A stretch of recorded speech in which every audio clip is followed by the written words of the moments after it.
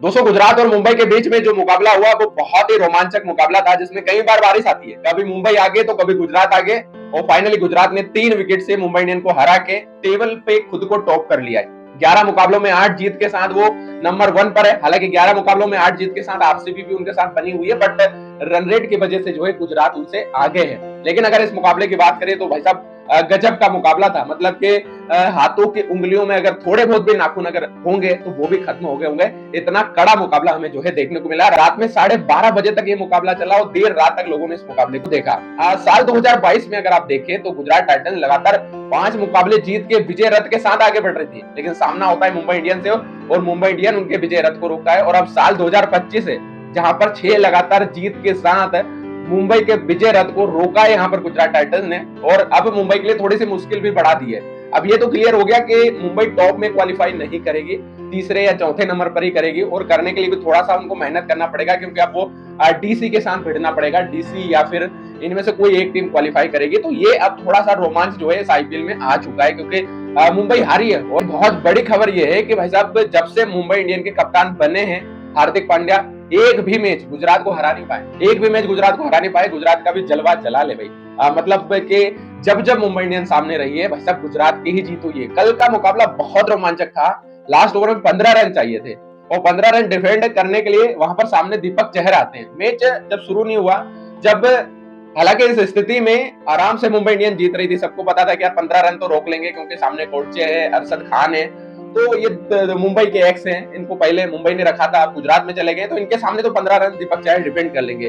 हालांकि आना चाहिए था वहां पर हार्दिक पांड्या को, बट हार्दिक पांड्या नहीं आते, क्योंकि इससे पहले 18 रन खा चुके थे। अपने आईपीएल के इतिहास में सबसे महंगा ओवर डाल चुके थे। महंगा मीन्स 11 गेंद डाल दी थी, मतलब एक ओवर 11 गेंद डाल दी थी, नो बॉल वगैरह सारी चीजें थी उसमें, वाइड वाइड 4 वाइड थी उसमें।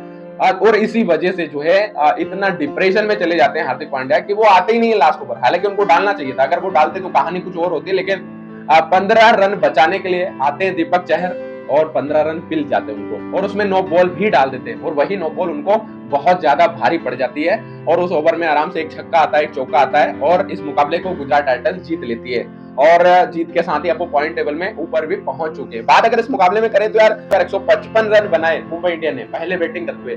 रियान रिकल्टन नहीं चलते हैं, 2 रन बनाकर आउट होकर चले जाते हैं, 7 रन बनाकर रोहित शर्मा आउट होकर चले जाते हैं। हालांकि विल जेक्स इसमें 53 रन बनाते हैं, सूर्या भाव 35 रन बनाते हैं, बट वो ज्यादा बड़ा स्कोर नहीं खड़ा कर पाते, और 155 रन पर मुंबई इंडियन रुक जाती है। बाद में जब गुजरात टाइटंस बैटिंग करने के लिए आती है तो शुरुआत काफी अच्छी थी मुंबई इंडियन की, कहे तो काफी रन रोक के बुमराह बोल्ट का कमाल का ओवर था, मतलब बढ़िया तरीके से इन्होंने चलाया। लेकिन उसके बाद फिर धीरे धीरे रन बनते हैं। इस मैच में पहली बार ऐसा हुआ कि साई सुदर्शन सिंगल डिजिट पर आउट होकर चले गए आईपीएल 2025 में, अगर आप बात करो तो। और साई सुदर्शन कमाल के खिलाड़ी हैं इनके, और अगर वो आउट होकर चले जाए तो थोड़ा सा प्रेशर तो आ जाता है गुजरात पर। और गुजरात वो टीम है यार, मतलब जैसा मैं पहले बता चुका हूँ कि भाई साहब इनके विकेट गिरते ही नहीं है यार, कितनी भी बड़ी तगड़ी टीम आ जाए।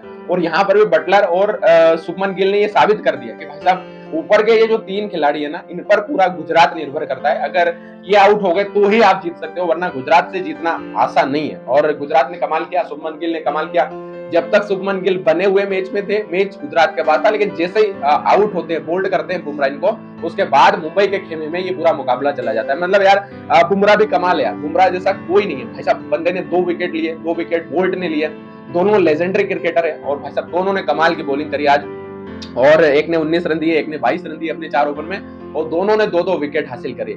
लेकिन वही हुआ कि जब पहली बार बारिश आती है, इससे पहले तो वहां पर मुंबई इंडियन आगे थी, उसके बाद जब बारिश आती है तो फिर गुजरात आगे हो जाती है, फिर बारिश आती है तो मुंबई, और उसके बाद फिर गुजरात आगे हो जाती है। इस मुकाबले को 19 ओवर का कर दिया गया था। आगे 2 ओवर में चाहिए तो 24 रन, लेकिन फिर वो बारिश की वजह से एक ओवर में 15 रन कर दिया जाता है। और 15 रन जब कर दिया जाता है तो बस वही था स्टेज जहां पर मुंबई के पास मुकाबला था, क्योंकि 15 रन डिफेंड कर सकते थे, सामने अरशद खान थे, बट दीपक चहर को ओवर दिया गया। और कई सारे सवाल होंगे इस मुकाबले के अंदर कि दीपक चहर को क्यों ओवर दिया गया, क्योंकि वो बंदा तो शुरुआत में ओवर अच्छा डालता है, लास्ट का बॉलर नहीं है वो कि उससे लास्ट में बॉलिंग कराया जाए। एम एस धोनी ने भी कभी सीएसके में थे तो कभी उनसे लास्ट में बॉलिंग नहीं कराई, वो शुरुआत में उनका गेम खत्म कर देते हैं, शुरुआत में बॉलिंग अच्छी डालते हैं, नई गेंद से, पुरानी गेंद से वो बंदा नहीं चलता है। हालांकि यहाँ पर हार्दिक पांड्या को जिम्मेदारी लेनी चाहिए थी, बट हार्दिक पांड्या जिम्मेदारी नहीं लेते, क्योंकि वो उनके ओवर में 18 रन जा चुके थे, तो वो दोबारा आए ही नहीं बॉलिंग डालने। लेकिन अगर वो आते तो कमाल हो सकता था, वो प्रेशर को झेल सकते थे। दीपक चहर के अंदर प्रेशर को झेलने की क्षमता नहीं है।